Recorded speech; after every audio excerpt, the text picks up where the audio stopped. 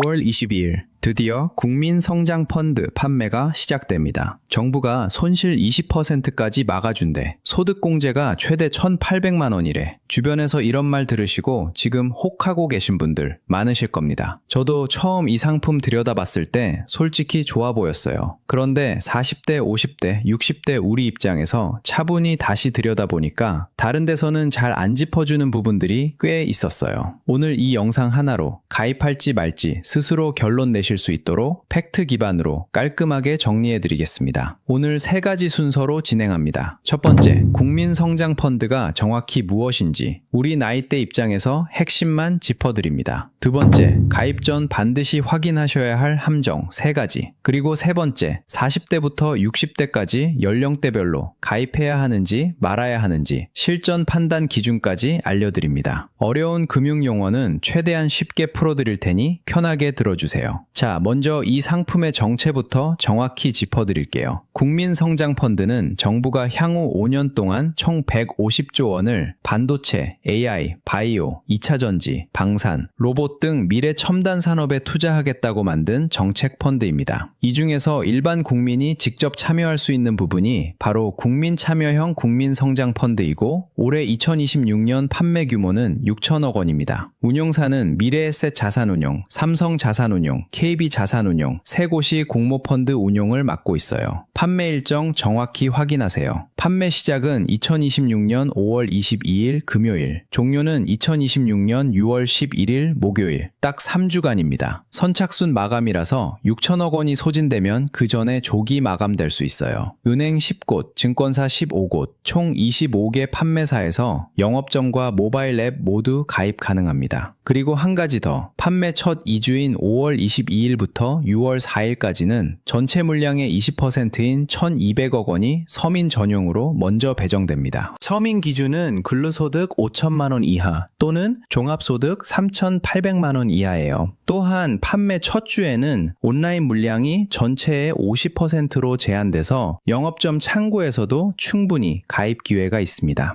이제 세제 혜택 3가지를 정확히 정리해 드릴게요. 첫 번째, 소득공제입니다. 3년 이상 보유 시 투자 금액에 따라 소득을 공제해 줍니다. 3천만 원 이하는 40% 공제, 3천만 원 초과해서 5천만 원 이하는 20%, 5천만 원 초과해서 7천만 원 이하는 10%입니다. 최대 공제 한도는 1,800만 원이에요. 단, 주택자금이나 신용카드 등 다른 소득공제 항목과 합산해서 총 2,500만 원 한도가 있으니 본인의 공제 사용 현황도 함께 확인하셔야 합니다. 두 번째 혜택, 배당소득 분리과세 9.9%입니다. 일반 금융상품의 이자와 배당세율은 지방세 포함 15.4%인데 이걸 9.9%로 낮춰줍니다. 게다가 다른 소득과 합산되지 않는 분리과세라서 금융소득이 많은 분들에게 특히 중요한 혜택이에요. 이 부분은 뒤에 다시 자세히 설명드릴게요. 세 번째 혜택, 손실 20% 우선 부담입니다. 정부 재정 1,200억 원을 후순위로 투자해서 펀드에서 손실이 발생하면 이 재정이 먼저 깎입니다. 즉, 펀드가 마이너스 20%까지 떨어져도 내 원금은 지켜지는 구조예요. 단 이건 마이너스 20% 이내에서만 해당됩니다. 그 이상 손실이 나면 초과분은 내 돈에서 빠집니다. 자, 여기까지는 좋아 보이죠? 그런데 지금부터가 진짜 중요한 부분입니다. 40대, 50대, 60대에게만 특히 문제가 되는 함정이 3가지 있어요. 다른 채널에서는 잘 안 다루는 내용이라 메모하면서 들으시면 좋습니다. 함정 첫 번째입니다. 금융소득 종합과세 대상자는 전용계좌 가입 자체가 안 됩니다. 세제 혜택을 받으려면 전용계좌를 개설해야 해요. 일반 주식계좌로 가입하면 소득공제도 분리과세도 없습니다. 그런데 이 전용 계좌, 직전 3년 중 단 한 해라도 금융소득 종합과세 대상이셨다면 가입이 불가능합니다. 2026년 기준이면 2023년, 2024년, 2025년 이 3해 중 하나라도 해당되시면 전용 계좌 가입이 막힙니다. 금융소득 종합과세가 뭔지 모르시는 분들을 위해 설명드릴게요. 한 해에 받으신 이자와 배당금을 다 합쳐서 2천만 원이 넘으면 해당됩니다. 이 소득을 다른 근로소득, 사업소득과 합산해서 높은 세율로 세금을 내야 하는 구조예요. 여기서 중요한 포인트가 있어요. 40대, 50대, 60대 분들 중에서 이 기준에 걸리시는 분들이 생각보다 많습니다. 30대는 자산 규모가 크지 않아 거의 해당이 안 되지만 자산이 어느 정도 쌓이신 분들은 달라요. 예를 들어 예금만 5억 원 정도 갖고 계셔도 연 이율 4% 기준으로 이자가 2천만 원이 나옵니다. 배당주나 채권까지 있으시면 더 쉽게 기준을 넘어요. 일반 계좌로도 가입은 됩니다. 연간 3천만 원 한도로요. 그러나 세제 혜택이 없는 일반 계좌로 가입하시면 솔직히 5년 동안 변동성 높은 상품에 돈 묶어두실 이유가 거의 없어집니다. 정부 손실 20% 우선 부담만 남는 거거든요. 지금 바로 확인하는 방법 알려드릴게요. 국세청 홈택스에 접속해서 소득 확인 증명서 ISA 가입용이라고 검색하시면 됩니다. 이 서류가 어차피 가입 시 필수 제출 서류이기도 하니까 5분 투자해서 미리 발급받아 두세요. 함정 두 번째입니다. 5년 동안 단 한 푼도 뺄 수 없습니다. 이 상품은 폐쇄형 펀드, 환매금지형 펀드입니다. 가입하면 5년 동안 운용사의 환매 신청이 불가능해요. 거래소에 상장하면 팔 수 있는 거 아닌가요? 라고 물으시는 분들이 많은데요. 금융위원회 공식 보도자료가 직접 이렇게 안내하고 있습니다. 유동성이 낮아 거래가 이루어지지 않거나 거래가 되더라도 기준가격보다 낮은 가격이 적용될 수 있다. 정부가 스스로 공식 자료에서 경고하는 겁니다. 상장이 돼도 살 사람이 없거나 손해보고 팔아야 할 수 있다는 뜻이에요. 그리고 또 하나, 3년 이내에 양도하시면 받으셨던 세금 환급액 상당 부분을 추징당합니다. 예를 들어 3천만 원 투자하고 한계 세율 24% 기준으로 소득공제 환급을 약 300만 원 받으셨다면 2년 11개월 뒤에 급하게 양도하시면 그 300만 원을 다시 뱉어내야 합니다. 단, 퇴직, 폐업, 중대질병, 상해 등 불가피한 사유라면 특별해지 사유 신고서를 제출해 추징을 면제받을 수 있어요. 하지만 일반적인 자금 사정으로 파시는 경우엔 추징은 그대로입니다. 이게 왜 특히 40대, 50대, 60대에게 더 위험한 함정이냐? 5년 안에 큰 지출이 생길 가능성이 30대보다 훨씬 높기 때문입니다. 자녀 결혼 자금, 갑작스러운 의료비, 주택 리모델링, 배우자 간병비, 손주 교육비, 5년이라는 시간 동안 이 중 하나도 안 생길 거라고 자신하실 수 있으신가요? 솔직하게 생각해 보셔야 합니다. 함정 세 번째입니다. 손실 20% 보장은 원금 보장이 절대 아닙니다. 이 부분에서 오해하시는 분들이 정말 많아요. 정부가 20% 막아준다는 말이 마치 원금 보장처럼 들리거든요. 다시 한번 정확히 말씀드릴게요. 이건 예금자 보호가 있는 은행 예금과 완전히 다른 상품입니다. 구조를 설명드릴게요. 펀드 전체에서 손실이 20% 이내로 발생하면 정부 재정 1,200억 원이 먼저 깎입니다. 그 구간까지는 내 원금이 지켜지는 거예요. 그런데 펀드 손실이 20%를 넘어서는 순간 초과분은 전부 내 돈에서 빠집니다. 펀드가 마이너스 30%를 기록하면 내 돈에서 10%가 사라지는 거고 마이너스 50%면 30%가 사라집니다. 여기서 중요한 역사적 사례가 있습니다. 과거 비슷한 구조로 만들어진 뉴딜 펀드가 있었어요. 그 결과가 어땠는지 아시나요? 청산된 자펀드 10개의 평균 수익률이 연평균 0.75% 수준에 그쳤습니다. 정부 재정 지원을 감안한 국민 체감 수익률로 계산해도 평균 2.14%였어요.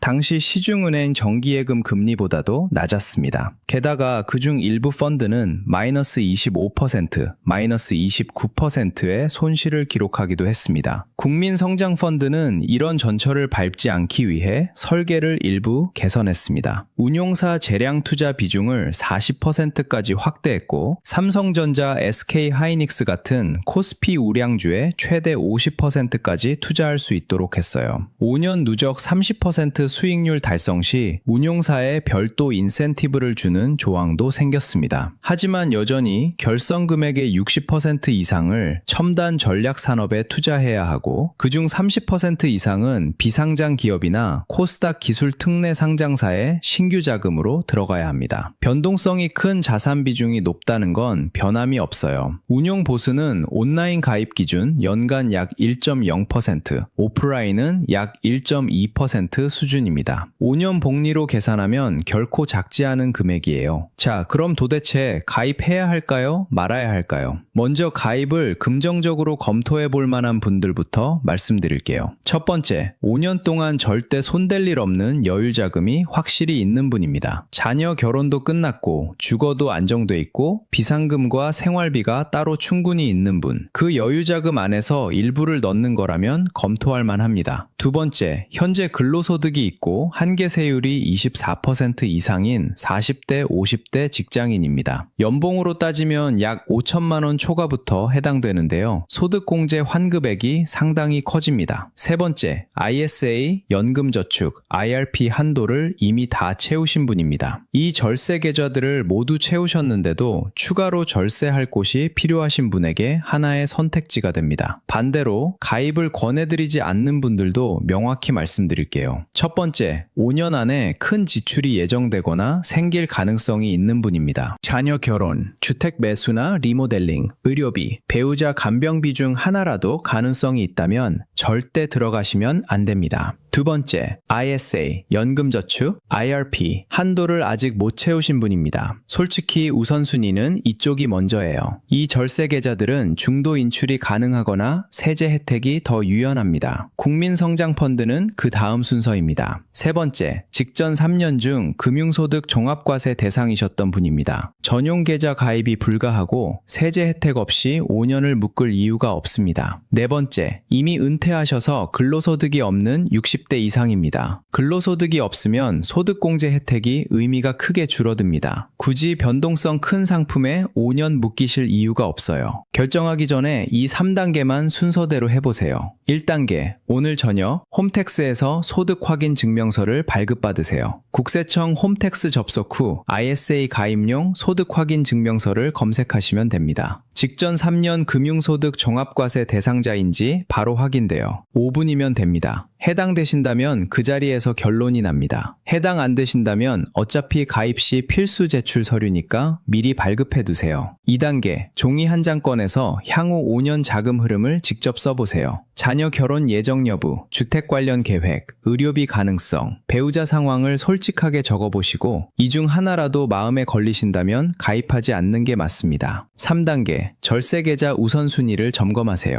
ISA가 비어있다, 연금저축이나 IRP 한도가 남아있다면 그쪽부터 먼저 채우세요. 그게 다 채워졌고 여유자금도 있다면 그때 국민성장펀드 가입을 검토하시는 게 순서입니다. 오늘 내용 마지막으로 정리해 드릴게요. 국민성장펀드 40대, 50대, 60대 입장에서 가장 매력적인 혜택은 분리과세 9.9%입니다. 금융소득이 늘어날수록 종합과세 부담이 커지는 우리 나이대에게 이게 핵심이에요. 그리고 가입 전 반드시 체크하셔야 할 함정 3가지. 하나, 직전 3년 금융소득 종합과세 대상자는 전용 계좌 가입이 불가능합니다. 둘, 5년 동안 환매 불가, 3년 이내 양도 시 세금 환급액 추징됩니다. 셋, 손실 20% 우선 부담은 원금 보장이 절대 아닙니다. 과거 뉴딜 펀드의 실제 수익률이 이걸 증명합니다. 마지막으로 한마디만 더 드릴게요. 이 상품이 나쁘다는 게 아닙니다. 조건이 맞는 분들에게는 충분히 의미 있는 선택지예요. 다만 조건이 맞지 않는 분들이 화제라는 이유만으로 섣불리 들어가셨다가 5년 후에 후회하시는 상황이 생기면 안 되겠다 싶어서 솔직하게 말씀드린 겁니다. 무리하게 들어가시는 것보다 안 하시는 게 나을 때도 분명히 있습니다. 오늘 알려드린 3단계 꼭 해보시고 현명하게 결정하세요. 영상이 도움이 되셨다면 좋아요와 구독 부탁드립니다. 여러분의 의견도 댓글로 남겨주시면 더욱 큰 힘이 됩니다. 그럼 다음에도 더 유용한 정보로 찾아뵐게요. 감사합니다.